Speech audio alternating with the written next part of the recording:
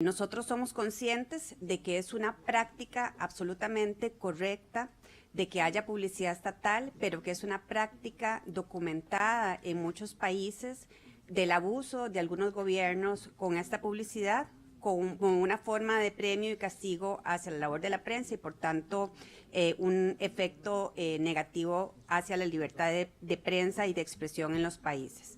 El colegio ha tenido un espíritu de diálogo en este tema con las autoridades del gobierno, particularmente con las autoridades del SINART. Hemos tenido reuniones presenciales, virtuales, hemos enviado cartas y tratado que el Consejo Directivo y su presidencia ejecutiva realmente comprendan la importancia de que los criterios de asignación de la pauta publicitaria que tiene la agencia, según las potestades legales, sean los más adecuados posibles, objetivos, sobre todo a partir de mucha experiencia que puede seguirse a nivel nacional e internacional. También nos queda claro que el concepto de democratización de la pauta está muy desvirtuado bajo lo que debería ser el concepto original y que se utilizó también la forma de asignar pauta publicitaria como un mecanismo para asignar presupuestos publicitarios a partir de orientaciones específicas a algunos medios, sin considerar no solo la importancia de ese mensaje para las audiencias, sino también obviando los criterios de diversidad y pluralidad de medios y opciones que se deben considerar. Y finalmente mencionar que para nosotros es muy preocupante el debilitamiento actual que tiene el SINART. Claramente no es el conjunto de medios de comunicación públicos que querríamos para Costa Rica, pero sin duda tienen que existir. Durante muchos años, distintos profesionales que guiaron al SINART procuraron que fuera una organización que no tuviera pérdidas. En este momento, las pérdidas económicas ponen en riesgo al SINART y al conjunto de medios de comunicación que ahí se tienen.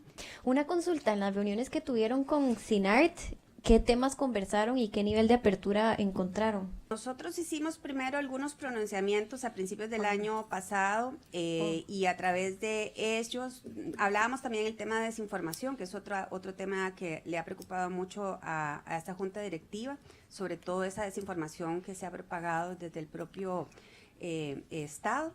Y queríamos tratar ese tema y también el de la publicidad oficial con funcionarios de gobierno. Entonces tuvimos un debate que fue abierto a público, a nuestros colegiados y a demás personas. Después de eso, de los pronunciamientos y del debate, tuvimos una reunión presencial en el SINART y tuvimos un par de reuniones virtuales posteriormente y nuevas cartas. Así que sí ha habido como un flujo continuo de relación con el SINART en este tema.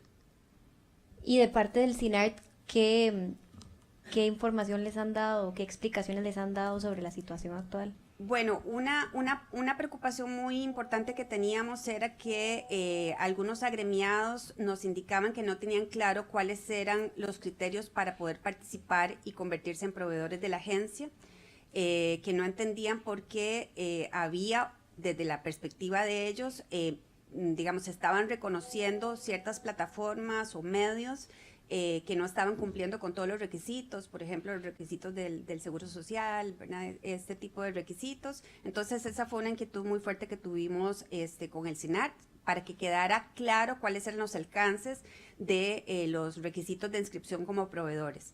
Y también profesionales individuales que se sentían excluidos dentro del proceso digamos, de convocatoria que se hizo.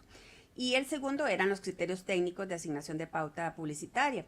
La última reunión que tuvimos específicamente de ese tema fue en junio del año pasado y en ese momento todavía el SINART no tenía definidos los criterios técnicos que se iban a utilizar para la asignación de pauta publicitaria. Decían que estaban todavía terminando de definirlos y que no lo tenían claro, y nosotros insistimos que nos queríamos, digamos, ser partícipe digamos, de primera mano, conocer cuáles eran esos criterios, porque nos preocupaba que se venían dando algunas informaciones periodísticas de asignación de pauta publicitaria y si no tenían definidos los criterios técnicos, entonces de qué forma se estaba asignando esa pauta. ¿Ustedes conocen los criterios técnicos que está utilizando la agencia de SINART para la asignación de la pauta publicitaria? No, fuimos a una reunión a discutir sobre ellos, nos dijeron que aún no estaban y que cuando estuvieran ¿Usted me nos puede los iban a precisar informar. en qué fecha les indicaron esto? Eso fue en junio del año pasado. Y no nos han indicado desde ese momento hasta ahora si esos criterios se han definido. El asedio del que hemos sido objeto en los últimos meses agregó un inesperado capítulo este lunes 1 de abril, cuando la presidenta del Colegio de Periodistas, Yanancy Noguera, se sumó a las injustificadas insinuaciones sobre la ética y los criterios profesionales de cómo manejamos nuestra agencia de publicidad.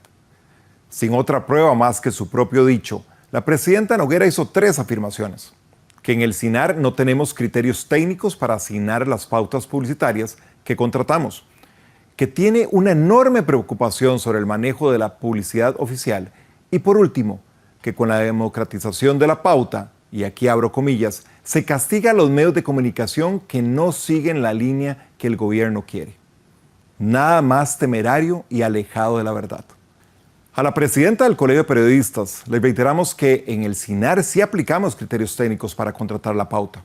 Esos criterios están claramente establecidos en el ABC del SINAR, un documento público que usted y su junta directiva recibieron en junio del año pasado. Doña Yanancy, eso se confirma en el acta número 27 de su junta directiva, del 20 de junio del 2023. Como se ve en el punto 6.14, abro comillas, hay un oficio del presidente ejecutivo del SINAR donde remite el ABC del SINAR y se toma el siguiente acuerdo. Se agradece el documento y se traslada para los estudios de los miembros de la junta directiva. Cierro comillas.